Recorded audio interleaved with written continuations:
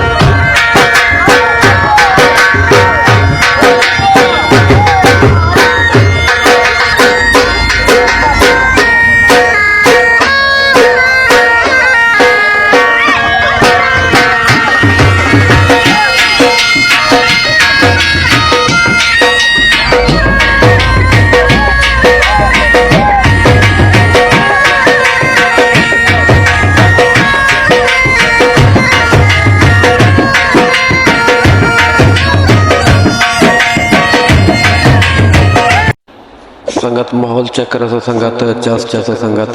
चस चस संगत ऐसे सो संगत किवें संगत माहौल